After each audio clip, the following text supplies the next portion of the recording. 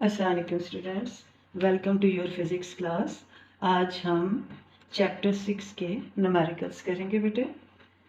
इसके न्यूमेरिकल बहुत आसान है बेटे, थोड़ी सी कोशिश से आप इस पे अबूर हासिल कर सकते हैं।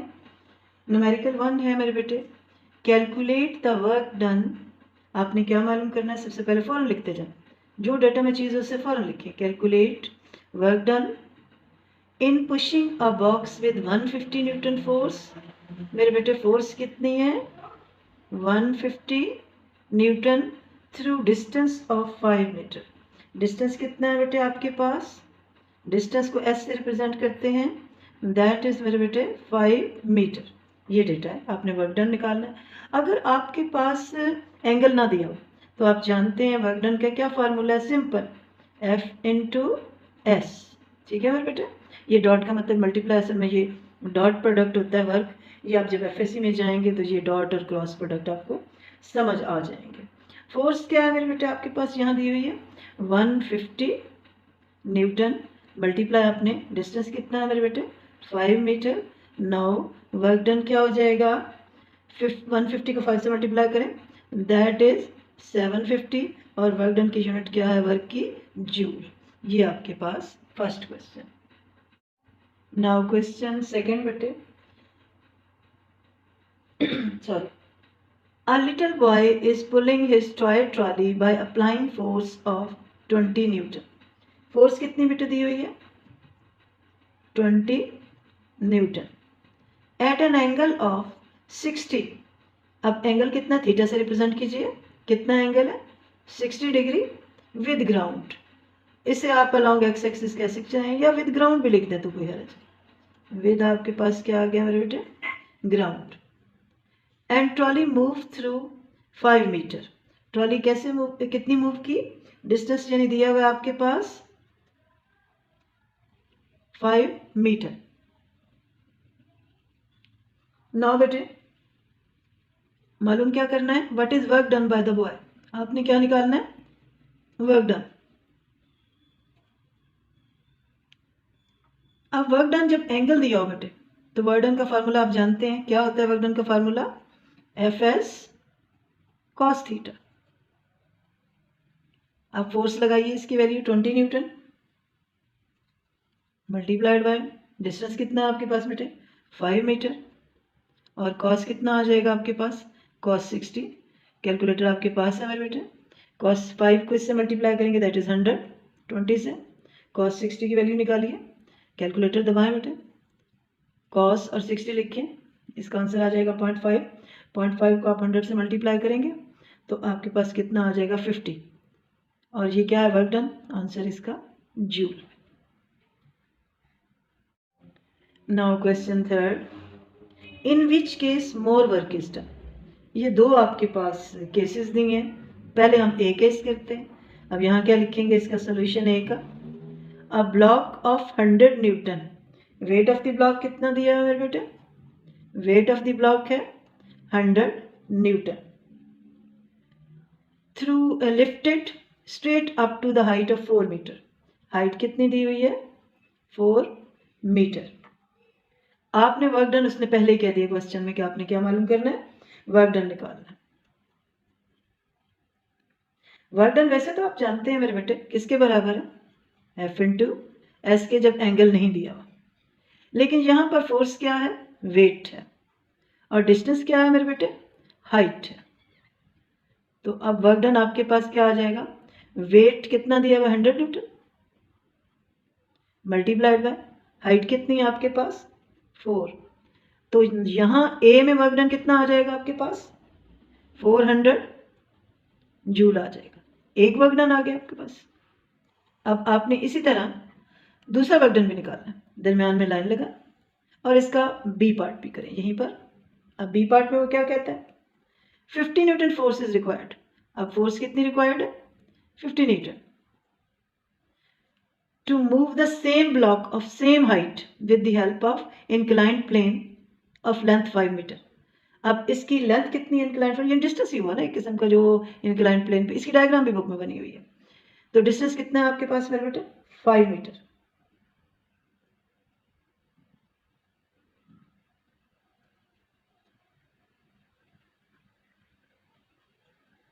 अब इंक्लाइंड प्लेन पे ये डिस्टेंस है, इसकी डायग्राम बुक के अंदर बनी हुई है। अब आपने वर्क डन निकालना है, इसमें भी आपने क्या निकालना है, सेकंड केस में भी वर्क डन निकालना है। ये सीधा उठाया जा रहा था और ये तिरछा उठाया जा रहा है, यानी इंक्लाइंड प्लेन के ऊपर से। एंगल यहाँ पे भी नहीं है आपके पास दिया। वर्क डन किसके बराबर आ जाएगा, सीधा साधा F इंटू एस के बराबर। फोर्स कितनी है बेटे, दी हुई है 50। डिस्टेंस कितना है आपके पास बेटे 5, तो वर्क डन कितना आ जाएगा आपके पास, 5 को 50 से मल्टीप्लाई करें तो दैट इज 250 जूल। अब देखिए तिरछे पे काम कम हुआ, यानी असल में बॉडी क्या जा रही थी, एक तिरछा था, ऐसे बॉडी इस पे उठाई जा रही थी, और एक जगह पे आपने नीचे से बॉडी के ऊपर उठाया। यहाँ उसने हाइट कवर किया, यहाँ उसने क्या कवर किया, डिस्टेंस कवर किया। अब उसने पूछा क्या है कि किस में, in which case more work is done, तो ज़्यादा काम कहाँ हुआ, ए केस में। आप सिंपल आंसर देंगे, पूरा लिखेंगे, in case a more work is done. In case a पूरा उसका आंसर देंगे, more work is done.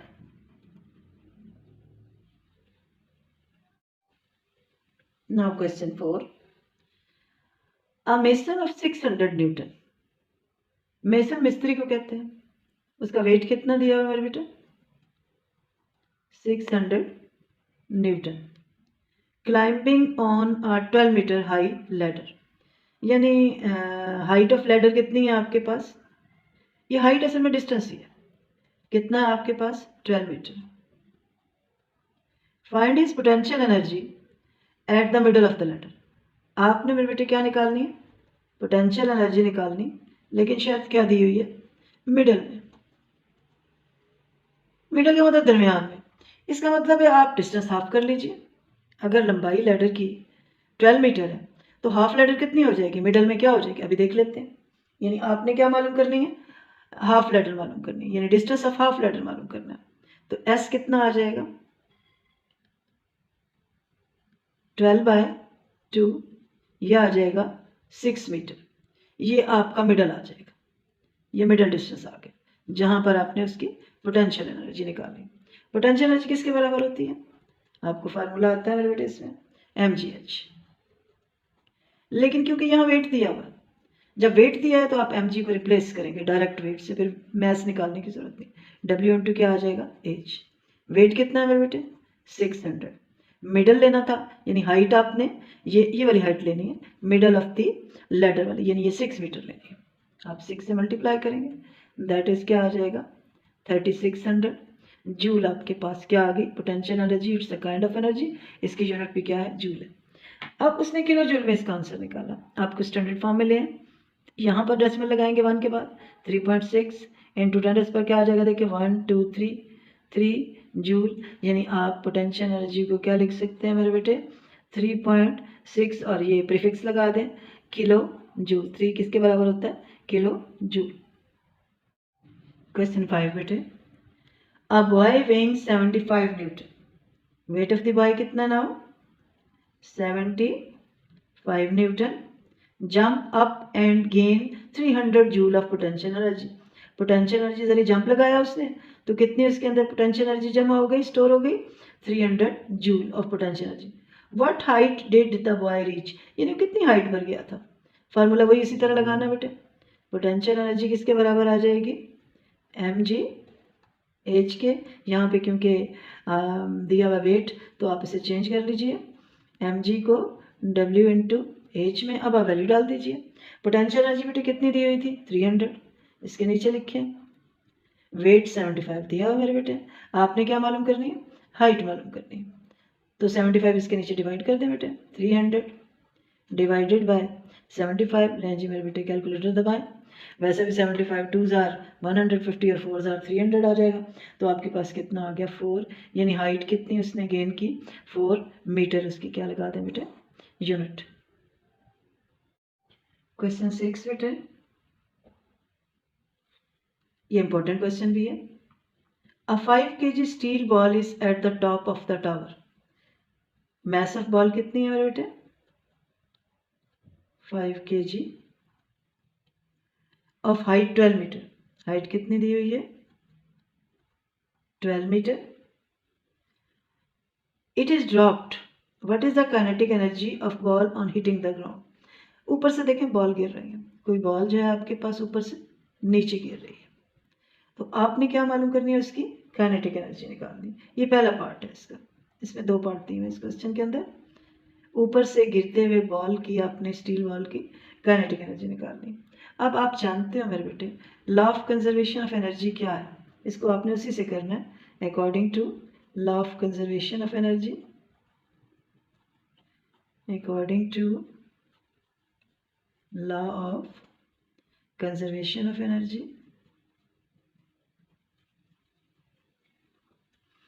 Conservation of energy. बेटे आप जानते हो मेरे बेटे कि जितनी टॉप पर टोटल एनर्जी होगी, यानी जितनी आपके पास मेरे बेटे टोटल एनर्जी टॉप पर होगी, सेम आपके पास क्या होगी, टोटल एनर्जी आपके पास कहाँ होगी, बॉटम पे होगी। उतनी आपके पास टोटल एनर्जी क्या होगी, बॉटम पे होगी। यही law of conservation of energy. Top पे क्योंकि हाइट उसने गेन की भी थी, तो टॉप पर क्या होती है टोटल एनर्जी, पोटेंशियल एनर्जी होती है। क्या होती है, पोटेंशियल एनर्जी। और जब वो नीचे आ रहा होता है तो उसमें क्या हो जाती है, उसका पूरी पोटेंशियल एनर्जी किस में चेंज हो जाती है, काइनेटिक एनर्जी में बेटे चेंज हो जाती है।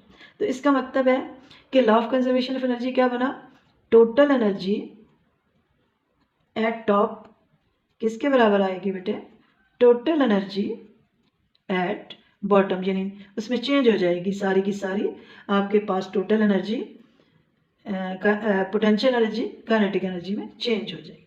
टॉप पे क्या होती है, हाइट की वजह से टोटल एनर्जी क्या होती है, पोटेंशियल एनर्जी होती है। आते आते जब वो हाइट कम करता जाता है, नीचे आता है, तो उसकी स्पीड बढ़ती जाती है, किस में चेंज होती जाती है, काइनेटिक एनर्जी में चेंज होगी। आपने क्या निकालनी है क्वेश्चन में, काइनेटिक एनर्जी निकालनी।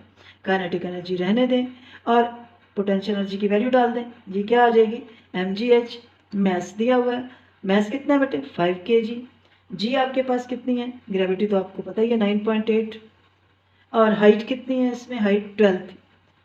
तो आपके पास मेरे बेटे कैलकुलेटर निकालिए मेरे बेटे, इन सारों को मल्टीप्लाई करें, 12 मल्टीप्लाई 9.8 मल्टीप्लाई 5, ये आपके पास मेरे बेटे काइनेटिक एनर्जी आपके पास आ जाएगी 588 जूल।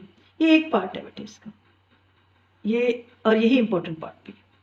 अब सेकंड पार्ट में वो क्या कहता है देखते हैं और उसे उसी तरह काम कर लेते हैं। उसने कहा with what velocity it hit the ground. अब वो कौन सी स्पीड होगी जिससे उसने ग्राउंड को हिट किया, हमें काइनेटिक एनर्जी तो मिल गई। आप जानते हैं ग्राउंड को उसने किस स्पीड से किस एनर्जी से हिट किया था, total energy, sorry kinetic, that is equal to kinetic energy. तो काइनेटिक एनर्जी ग्राउंड पे कितनी है, half M V square. Formula है काइनेटिक एनर्जी का, half M V square. Kinetic energy बेटे दी हुई है, हमें निकाल चुके हैं पहले पार्ट के अंदर, 588 1/2। मैथ्स भी दिया हुआ है हमें बेटे, कितना दिया हुआ है 5, और आपने क्या निकालनी, स्पीड। इसको as it is V square यहाँ रहने दीजिए, मालूम करना है। इस 5 इधर जाके डिवाइड हो जाएगा, 2 पर जाके क्या हो जाएगा, मल्टीप्लाई। 580 आपके पास क्या आ जाएगा 588, ये इधर जाके मल्टीप्लाई होगा, multiply 2 divided by 5 equal to क्या आ जाएगा, वी स्क्वायर। कैलकुलेटर से सारे को सॉल्व करें तो आपके पास वी स्क्वायर की वैल्यू क्या आ जाएगी आपके पास बेटे 235.2, 2 ये सारा 235.2। अब आपने स्क्वायर ख़त्म करना है तो दूसरी साइड पे क्या आ जाएगा, स्क्वायर रूट। 235.2 स्क्वायर ख़त्म करते हैं तो दूसरी साइड पे क्या आ जाता है, स्क्वायर रूट। तो आपके पास मेरे बेटे स्पीड आ जाएगी, कैलकुलेटर से हल कीजिए इसे, 15.33 मीटर पर सेकेंड बेटे, इसकी क्या आ जाएगी आपके पास, स्पीड आ गई।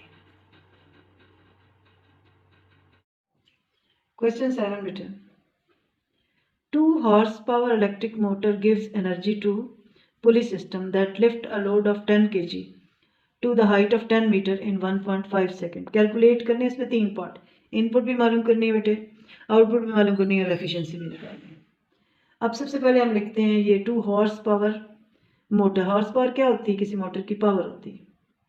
पावर कितनी दी हुई है, 2 हॉर्स पावर मोटर की है। इसको चेंज कर लेते हैं अभी हम इसमें बाद में वॉट में। That lift a load of 10 kg। Load कितना लिफ्ट कर रही है आपके पास, मैस कितना लिफ्ट किया जा रहा है, 10 kg, to the height of, height कितनी है बेटे, हाइट भी 10 मीटर है, और टाइम इस पे कितना लग रहा है मेरे बेटे, 1.5 सेकेंड। आपने क्या निकालनी है, इनपुट निकालनी है, आपने इनपुट निकालनी है। इनपुट किसकी निकालनी है, मोटर की, तो मोटर की तो पावर दी हुई है सिर्फ। इनपुट वैसे भी बेटे वो काम होता है जो हम मशीनों पर करते हैं, और आउटपुट वो वर्क डन होता है जो मशीनें हमें करके देती हैं। तो इनपुट पावर जो है आपके पास वो पावर में दी हुई है, मोटर की पावर में। अब ये जो 2 हॉर्स पावर है इसको वॉट में चेंज कर रहे हैं। आप जानते हो बेटे 1 हॉर्स पावर किसके बराबर होता है, 746 वाट के बराबर होता है। ये आपने पढ़ा हुआ है और आपको याद है। आप इसको चेंज करें, 2 इंटू 746, तो दैट विल बिकम 1492 वाट। कितना आ जाएगा, 1492 वाट। ये आपने किस में, हॉर्स पावर को किस में चेंज कर लिया, वाट में चेंज किया। अब आप जानते हो बेटे कि पावर में दी हुई है इसकी इनपुट, तो यही इसी से हम ये इनपुट के लिए फार्मूला लगाएंगे। पावर किसके बराबर होती है, वर्क डन बाय टाइम के। अब यही वो वर्क डन है जो इनपुट है, ये जो वर्क डन है यही हमारा मेरे बेटे क्या है, इनपुट है। आप क्या करें, टाइम को इधर ले जाएं, और ये वर्क डन जो कि हमारा क्या है, इनपुट है, और ये क्या आ जाएगा, पावर इनटू टाइम के। तो इनपुट आ जाएगी, पावर कितनी दी हुई है, अब आपने वॉट में लेनी है 1492, और इस सारे पर टाइम कितना लगा, 1.5 सेकेंड। तो इनपुट आ जाएगी, इनपुट आपके पास आ जाएगी 2238 joule, 2238 joule input. Input work done है ना, मैंने देखिए ये बताया था, दैट इज वर्क डन जो मशीनों पर हम करते हैं। इसको आप उसने किलो जूल में चेंज किया हुआ है, तो आप जानते हैं कि सिग्निफिकेंट फिगर में 1 के बाद डेसिमल लगेगा, 2.2 राउंडिंग ऑफ कर लें, 24 इंटू 10 पर कितने डेसिमल हम गए थे, 1 2 3 3 जूल। तो दैट विल बिकम बेटे इनपुट आपके पास आ जाएगी 2.24 किलो जूल। ये पीछे आंसर इस फॉर्म में दिया हुआ है आपको। अब सेकंड पार्ट है बेटे, बी पार्ट इसका, आउटपुट निकालनी है। आउटपुट क्या है, मशीन हमारे लिए पानी ऊपर लेके जा रही है, यानी लोड उठा के लेके जा रही है, दैट इज आउटपुट। ये भी वर्क डन है। यानी आउटपुट क्या होता है, वो काम जो मशीनें हमें करके देती हैं। तो यहाँ पर सिंपल हम वर्क डन को क्या लिखेंगे, वर्क डन ये कौन सा है, ये कौन सा वर्क डन है, आउटपुट वाला जो मशीनें किलो जूल में चेंज किया हुआ है। तो आप जानते हैं कि सिग्निफिकेंट फिगर में 1 के बाद डेसिमल लगेगा, 2.2 राउंडिंग ऑफ कर लें, 24 इंटू 10 पर कितने डेसिमल हम गए थे, 1 2 3 3 जूल। तो दैट विल बिकम बेटे इनपुट आपके पास आ जाएगी 2.24 किलो जूल। ये पीछे आंसर इस फॉर्म में दिया हुआ है आपको। अब सेकंड पार्ट है बेटे, बी पार्ट इसका, आउटपुट निकालनी है। आउटपुट क्या है, मशीन हमारे लिए पानी ऊपर लेके जा रही है, यानी लोड उठा के लेके जा रही है, दैट इज आउटपुट। ये भी वर्क डन है। यानी आउटपुट क्या होता है, वो काम जो मशीनें हमें करके देती हैं। तो यहाँ पर सिंपल हम वर्क डन को क्या लिखेंगे, वर्क डन ये कौन सा है, ये कौन सा वर्क डन है, आउटपुट वाला जो मशीनें हमें करके दे रही हैं। ये क्या आएगा, F इंटू एस, यानी लोड उठा के लेके जा रही है ऊपर।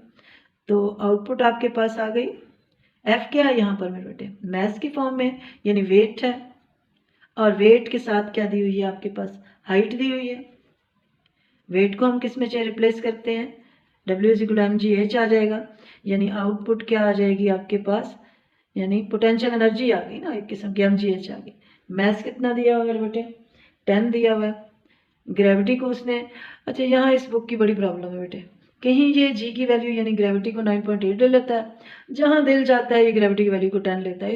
इस क्वेश्चन में उसने 10 ली हुई है वैल्यू। वैसे 9.8 भी ले तो गलत वो आपकी नहीं करेगा, लेकिन यहाँ उसने क्योंकि 10 ली हुई है, पीछे आंसर इस फॉर्म में दिया, इसलिए मैंने भी 10 ले ली। हाइट क्या आपके पास फिर 10 है, तो आपके पास आउटपुट कितनी आ गई बेटे, 1000 जूल। व्हाट इज आउटपुट बेटे? 1000 जूल आ गया। अब तीसरा पार्ट है मेरे बेटे, तीसरे पार्ट पे आपने निकालनी है बेटे एफिशिएंसी। एफिशिएंसी किसके बराबर? और एफिशिएंसी हमेशा किस में निकाली जाती है बेटे? परसेंटेज में। एफिशिएंसी परसेंटेज किसके बराबर होती है? Output by input. ये रेशियो है किसके दरमियान? Output by input. Efficiency ratio है output by input multiplied by percentage. 100 क्या लिखेंगे साथ? परसेंट। आपकी आउटपुट कितनी आई थी? ये आपके सामने लिखी हुई है 1000 डिवाइडेड बाय इनपुट, ये हमने निकाली थी। अब ये किलो वाली नहीं लेनी, ये आप 2238 जूल लें। डायरेक्ट आप क्या लें? 2238 और साथ आप क्या मल्टीप्लाई कर दें? 100%। अब आप कैलकुलेटर से अपना 50 लगा के 2238 से डिवाइड करें तो ये आपके पास 44.68 आंसर आ जाएगा। कितना आ जाएगा? 44.68% आपके पास क्या आ जाएगा मेरे बेटे? एफिशिएंसी इस मशीन की आपके पास आ जाएगी।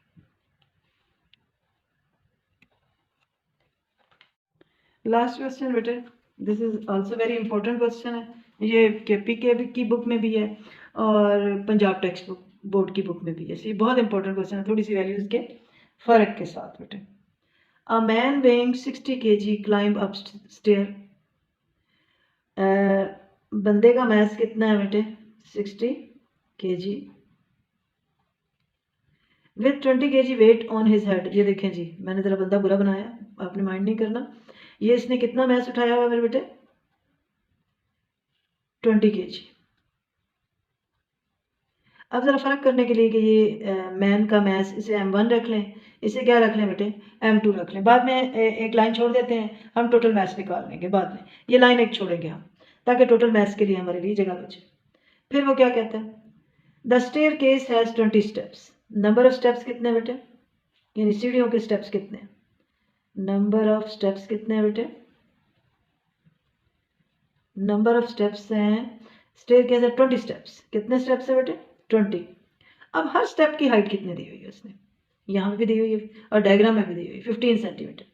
यानी आपके पास हाइट ऑफ ईच स्टेप कितना दिया है? ईच स्टेप पे आपके पास बेटे 15 सेंटीमीटर। अब ये भी टोटल हाइट निकालनी है। इसके लिए भी जहाँ पर छोड़ दें 2 लाइनें, जैसे ऊपर छोड़ी हैं आपने, यहाँ पर भी छोड़ें। बाकी डेटा लिखते हैं, फिर इनको चेंज करते हैं टोटल मैस और टोटल हाइट में। If he takes 10 second to climb, time कितना लगाता है ऊपर जाने में बेटे?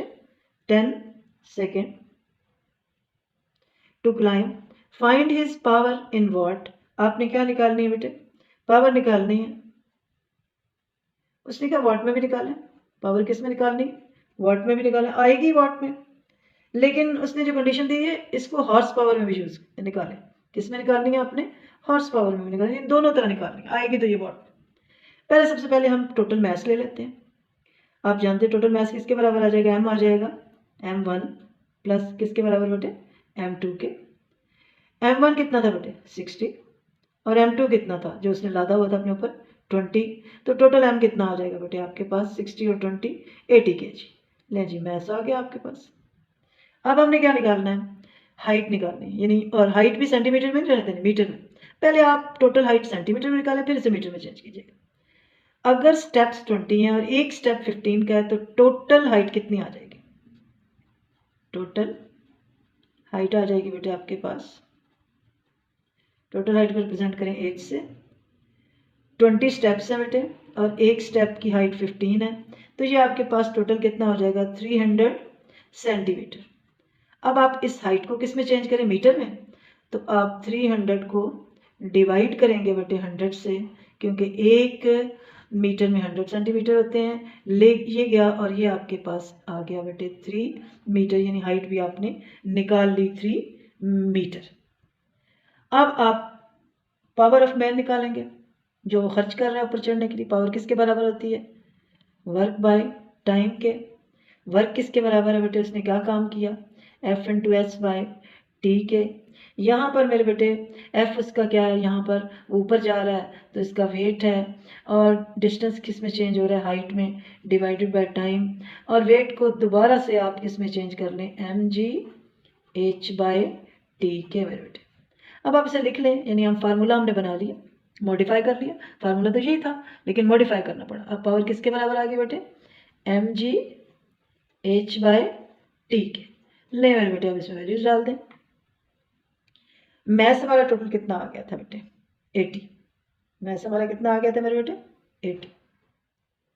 जी की वैल्यू अब हमने फिर 9.8 लेनी है। मैंने कहा ना इस बुक का बड़ा प्रॉब्लम है, जहाँ दिल चाहता है 10, जहाँ दिल चाह 9.8। अब हाइट टोटल हमने निकाली थी, ये देखें 300 सेंटीमीटर आई थी, 3 मीटर, आपने 3 मीटर लेनी है, डिवाइडेड बाय टाइम कितना था, हमने लिखा हुआ है टाइम यहाँ पर, ये देख लीजिए यही टाइम है 10 सेकेंड। ले मेरे बेटे इसको आसानी से, ये सिफर सिफर से चला गया, आपके पास क्या आ गई पावर, आपने जस्ट 8 को मल्टीप्लाई 9.8 से करना है और मल्टीप्लाई 3 से करना है, और ये सिंपल आपके पास पावर वाट में आ गई 235.2 वाट आ गया। ये वाट में आंसर आ गया। मैंने आपसे कहा था ना आंसर ने वाट में आना है, फिर आपने इसे किस में चेंज करना है, हॉर्स पावर में चेंज करना है। अब आप जानते हो, मैंने पिछले सवाल में भी आपको बताया था कि जो 1 हॉर्स पावर होता है वो 746 वाट के बराबर होता है। ये हमने पिछले सवाल में भी जब चेंज किया था मोटर की पावर को तो मल्टीप्लाई किया था। अब हमने क्योंकि हॉर्स पावर में निकालनी है तो पावर वाट में दी हुई है, तो हम किससे करेंगे, 746 से डिवाइड करेंगे। 235.2 डिवाइडेड बाय 7 क्या आ जाएगा, 46। नाउ ये आंसर आ जाएगा, अल्लाह खुश रखे बेटे आपको, 0.315, और आंसर आएगा हॉर्स पावर में। ले बेटे हमने इसे वाट को हॉर्स पावर में चेंज किया। वेरी इंपॉर्टेंट क्वेश्चन बेटे,